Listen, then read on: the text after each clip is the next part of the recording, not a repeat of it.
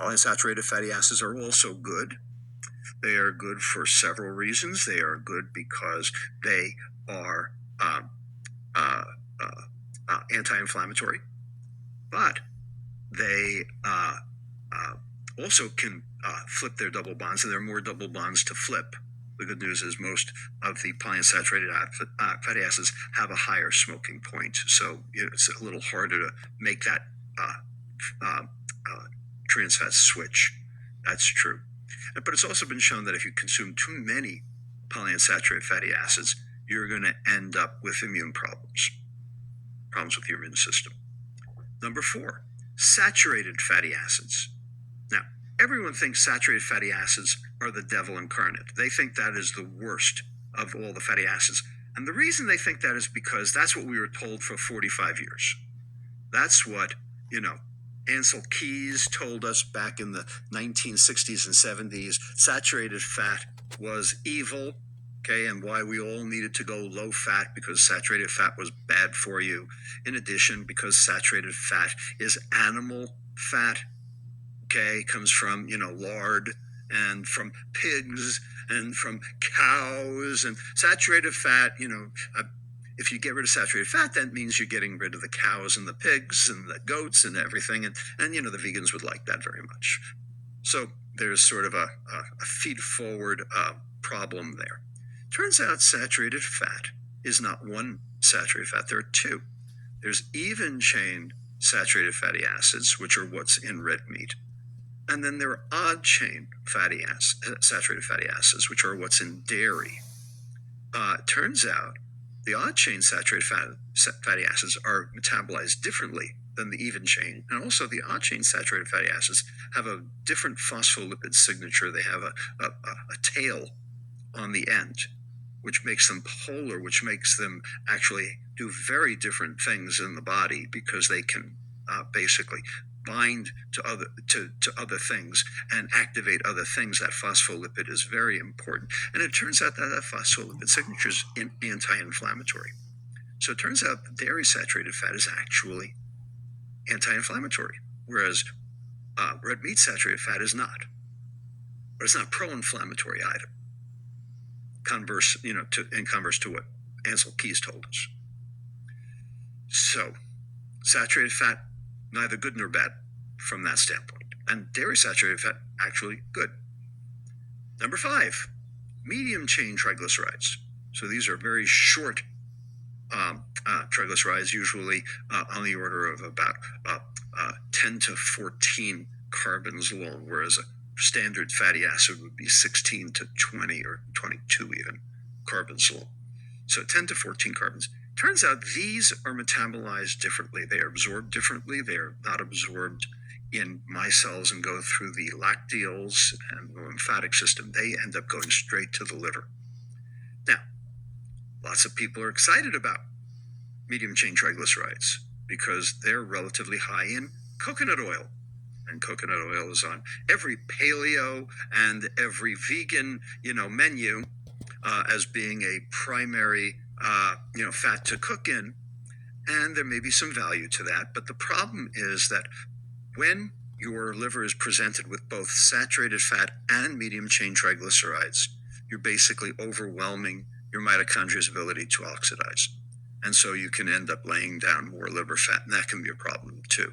So medium chain triglycerides are sort of a good news, bad news deal depending on what else you're eating. Number 6, omega-6 fatty acids. Now, omega-6 fatty acids are what are found in seed oils, so soybean oil, etc. They are pro-inflammatory. Okay, omega-6s are the precursors, so like linoleic acid is omega-6. Remember, the other one's alpha-linolenic acid, ALA. This is linoleic acid, LA. They are not the same. They are very different. Okay, one's omega-3, the other one's omega-6. They sound the same, but they're not. They are the precursors of arachidonic acid, and arachidonic acid is the precursor to all of the pro-inflammatory cytokines, thromboxanes, eicosanoids, leukotrienes. Okay, all things that generate inflammation. Now, You need inflammation, otherwise you'd be eaten by the maggots. You need inflammation to be able to clear an infection. Okay, so in an acute situation, omega-6s are good because they will help you get rid of, whatever is trying to invade your body. But you certainly don't want that inflammation to be going on willy-nilly without an acute stimulus. And the problem is, the more omega-6s, the more chronic inflammation. And that's bad for you every which way.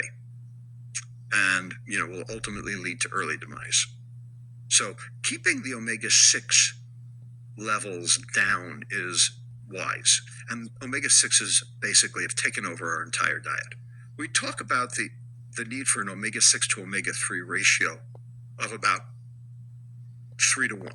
Optimally, it should be 1 to 1, but we can do with 3 to 1 or even 4 to 1 and still be reasonably healthy. The problem is, our current ratio in America is somewhere between 20 and 25 to 1.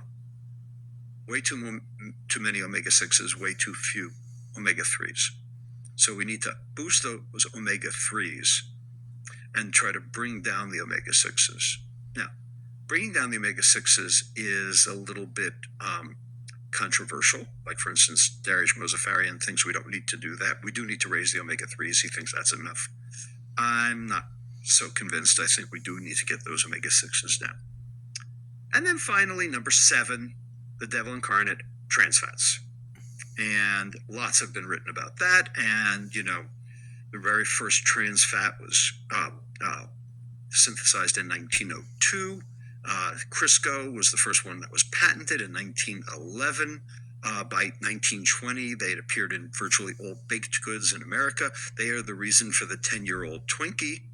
And the reason is because bacteria can't digest the trans fats because they can't break the trans double bond. Well, guess what? Our mitochondria are refurbished bacteria. We don't have that enzyme either. We can't cleave that trans double bond either. So basically, trans fat sits in your liver, never comes out, ultimately leads to fatty liver, cardiovascular disease, basically, it's basically like consuming poison because you can't get rid of it. So there are your 7 fats. And we are getting way too many of the wrong ones and not nearly enough of the right ones. And because of that, we are experiencing mitochondrial dysfunction just on that basis alone. That's a great overview, and I got a lot of nuance I want to get into within that, starting with the trans fat piece. The way I understand it, trans fats have been at least largely banned in the food supply. We did talk about how if we're cooking with certain oils, we can create them within our own kitchen.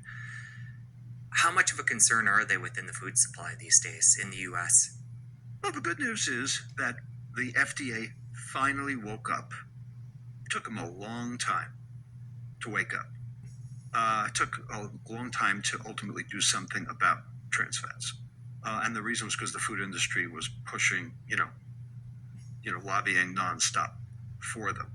And the answer to that is because if you put trans fats in the food, no depreciation. You can increase that sell-by date, to 3 years later, like those Hostess cupcakes, take a look at the sell-by date, and they're still good, right? They're not good. They're never good, but they're at least they're consumable. In 1957, the first paper on the toxicity of trans fats was published by a guy at the University of Illinois Champaign-Urbana by the name of Dr. Fred Kumerow. And he is a hero in this story, and he is a hero to me. And he died not too long ago, maybe about 2 years ago, at age 101 or something like that. Probably because he never ate a trans fat, by the way. But he wrote about this in 1957, and basically it got lost. No one paid any attention to it. No one understood what was going on here. It didn't get resurrected again until 1988 when somebody else started working on it. And then Kumerow basically was still around, and he contributed greatly at that point because he knew and other people started to know. But it took the FDA 25 years, from 1988 till 2006, before they would do anything, and the first thing they did was they said, all right, let's put the number of trans fats on the nutrition facts label. And then finally in 2013, so 25 years after, they reappeared in 1988, 25 years later, finally the FDA agreed that they needed to be banned from ultra-processed foods. So they are disappearing. And, for the most part, trans fats have disappeared from the American food supply, which is good.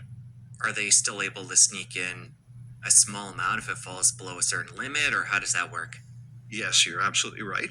So on the label, they're allowed to say that if they have 0.49 grams of trans fat per serving, they can call 0.490.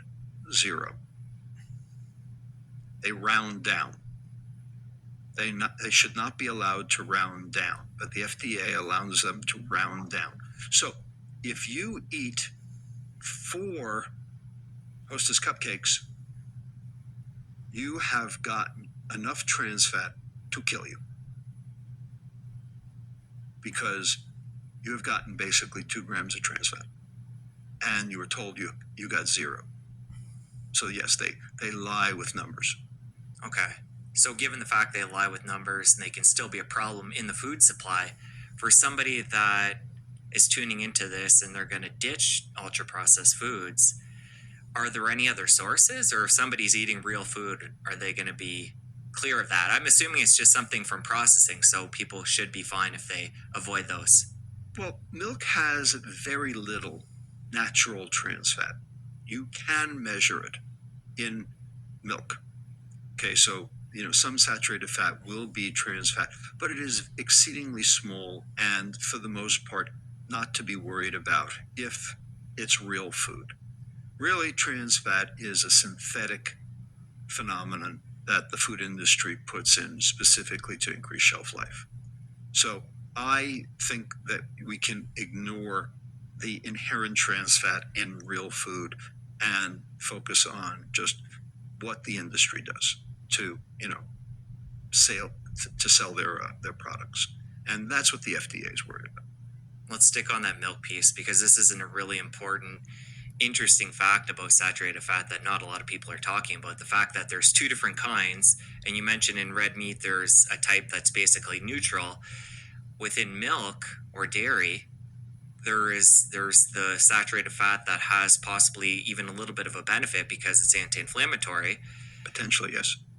Is that just in cow dairy? And is there enough of a anti-inflammatory effect in there, in that special property, that it's worth people consuming to get that? Or it's just there for, Yep. Is there enough pro to consume dairy is what I'm getting at. Is there a good reason to drink milk? That's what you're asking. All right. So the answer to that is, I believe the answer to that is yes. Now, this is a little complicated. Milk generates an enormous amount of visceral reaction. So let me unpack it. Let me take it apart for you.